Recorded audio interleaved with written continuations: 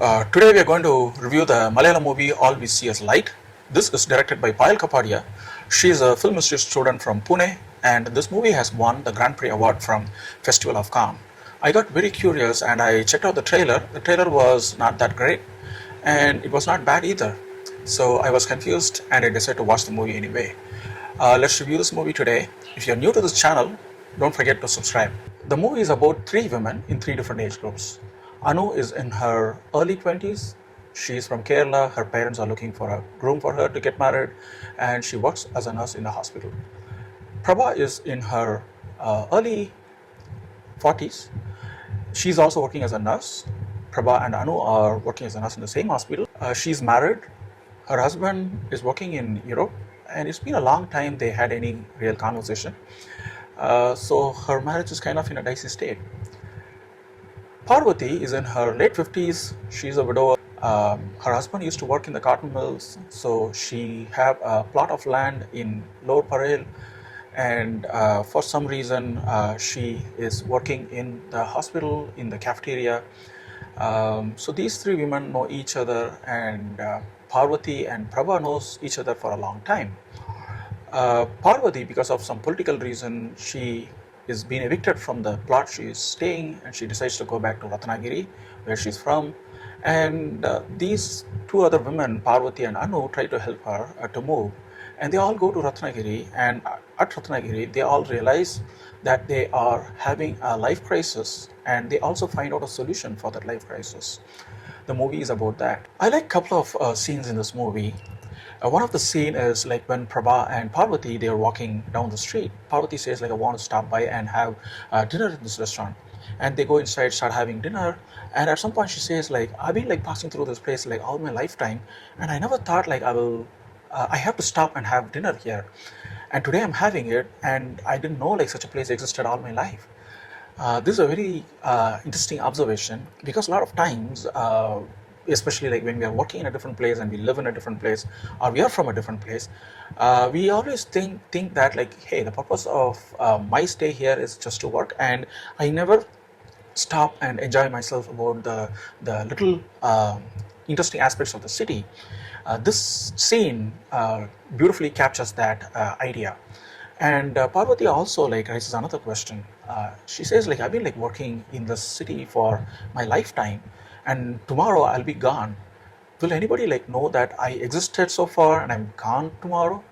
That is again another existential question, which is very profound. And Prabha tries to console her by telling like, yes, we will miss you, those kind of stuff. But still like, this is a thought process. Like we all like at some point, subconsciously or consciously like happen in our life, I believe. This is a very interesting scene. And also there's another scene where Anu talks about her problems with Prabha. Anu is in her early 20s, so she is not an adult yet. She started working, and her parents started looking for a boy to get married. She's having a fling with a Malayali Muslim boy, and she is not sure like she wants to get married to that guy because she doesn't like to think about the future. So all of a sudden, her parents are pushing her for a marriage where she has to make a decision about her future, which she has never thought about it. This is also an interesting perspective of a young adult. And at some point, like we all cross over and start planning our life. 5 years, 10 years down the line, like and 100 years of planning happens. And after a point of time, we keep telling ourselves like, stop planning and live in the moment. It's kind of a full circle, and this scene touches a philosophical aspect of the life. The cinematography of the movie was interesting in a couple of places where Anu and her boyfriend like make out by the beach. There was a small cave, and they'll be inside it, and it is lit properly. It's wonderfully shot. Other than that, like I have few gripes about the cinematography. One is the aspect ratio. Film has a lot of wide shots. Most of it are wide shots, but somehow the director has chosen this 16 mm aspect ratio, which was not very effective in the storytelling. That's my thought. Because if you watch Kurosawa's movie, he has this similar aspect ratio, but the lensing for those scenes were very different. They are all like telephoto lenses, and it captures the facial expression or the expression of the characters very nicely.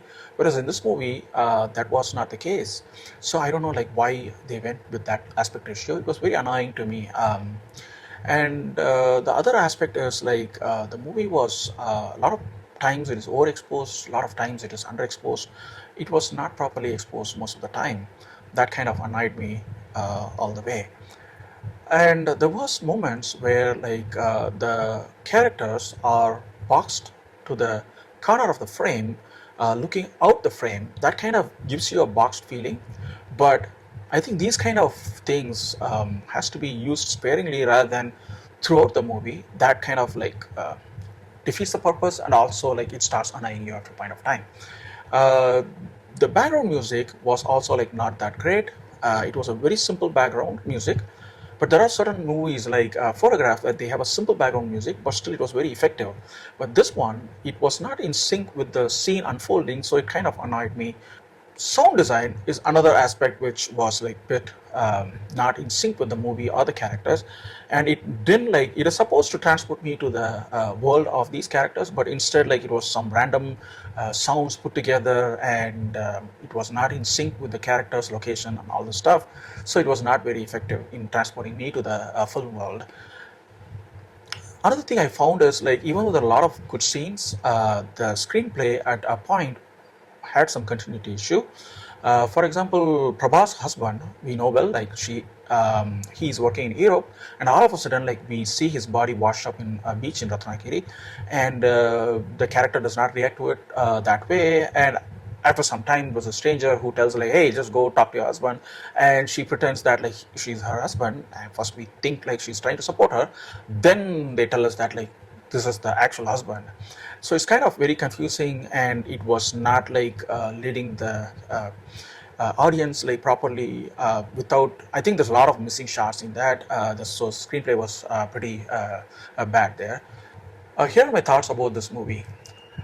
The movie has a great story. Three women in three different age groups. They all are trying to face their life issues in their own way and coming to terms with it. But the screenplay was below average, I would say. There were also some continuity issues when Prabha's husband gets washed up in a shore in Ratnagiri. That's the scene I'm talking about. And the cinematography, sound design, and background music didn't contribute much to the movie. And also, it stopped me from enjoying this movie. When Payal Kapadia mentioned in one of the interviews, this movie was conceived during her Pune Film Institute days. I was surprised to see that like, she shot it as a student project. The production quality of this movie was cheap. I mean, real cheap. There are a lot of interesting scenes in this movie, but overall, the movie as a whole didn't work for me. If you like this review, like, share, and subscribe.